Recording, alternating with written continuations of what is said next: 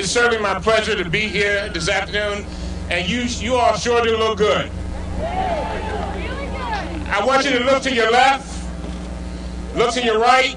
Now smile now, smile at them now. They all right. Look behind you. There you go.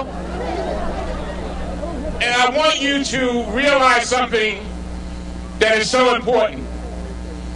This is a beautiful, diverse group of folks.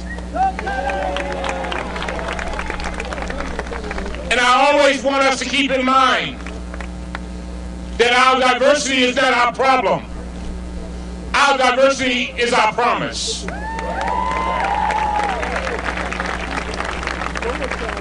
There are those throughout our country who seem to want to divide us.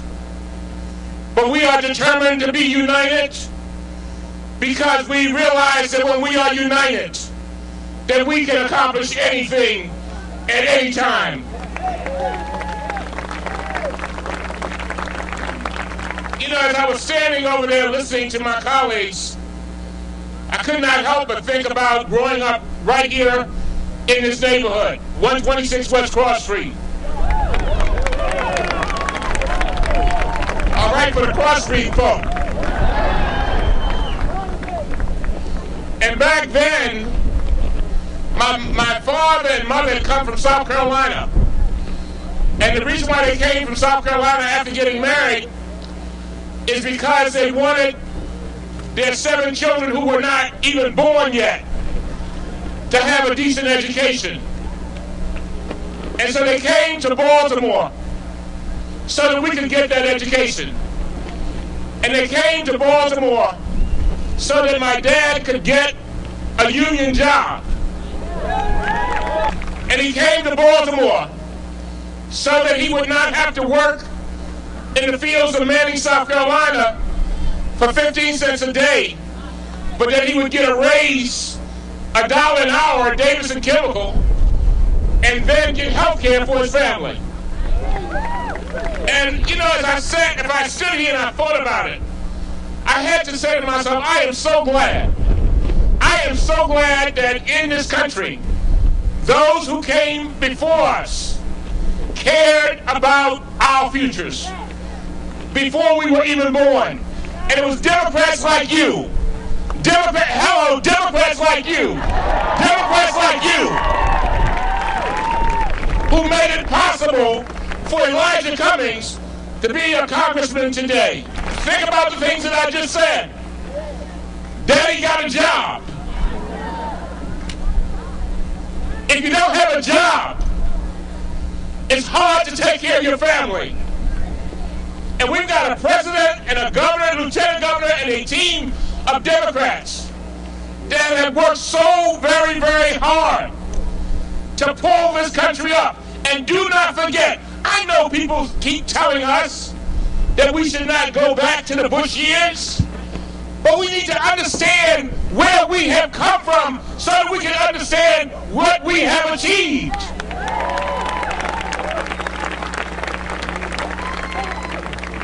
President Bush and the Republican group left this president in a ditch and left this country in a ditch. But not only was it a ditch, but it was a ditch with quicksand at the bottom. And we, through this president, through this Congress, have worked so hard to pull ourselves out of the ditch, and now we're moving forward.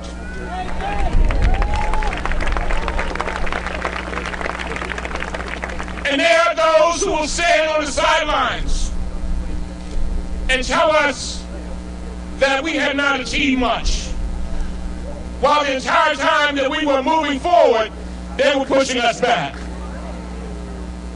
But, in our state and in our city, we are going to make sure that we send a message to the rest of the country. We are going to make sure that they understand that in Baltimore and in Maryland, we move forward, not backwards. Come on now. Don't leave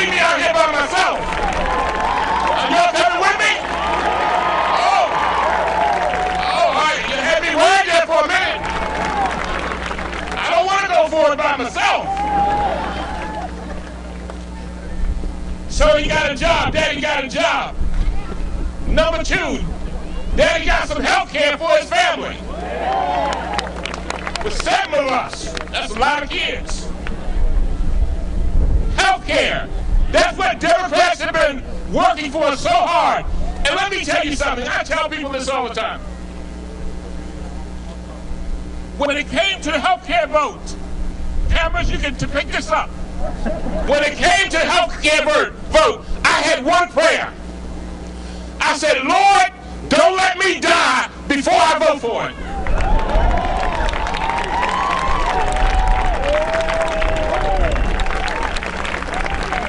Matter of fact, I arrived at the chamber 4 hours early. That's true. 4 hours early.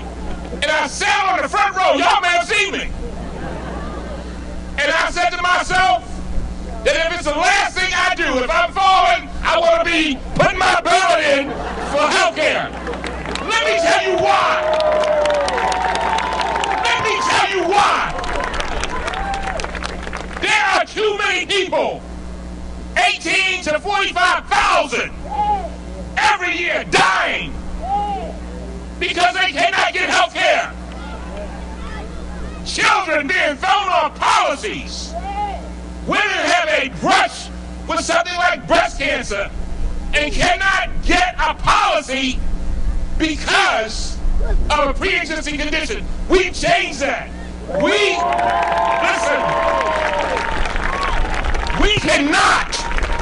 cannot let the Republicans take us back.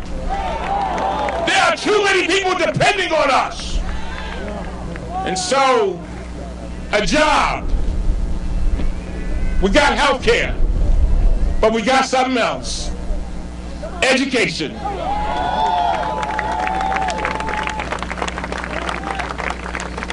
Most of us would not be where we are if we did not get an education. And education is something that can transform a person, can transform a family, can transform a neighborhood, can transform generations.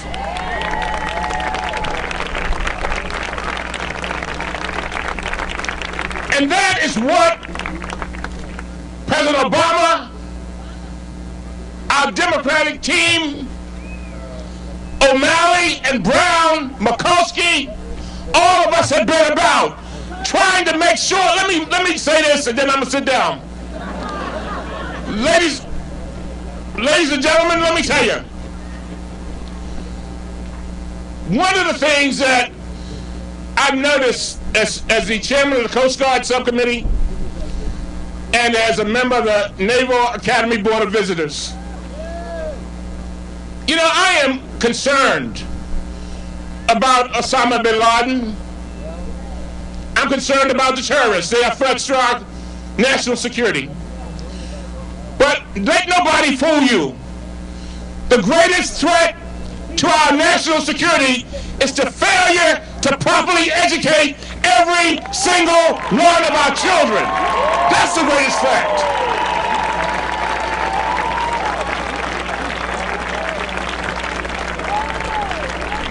So I was able to get an education.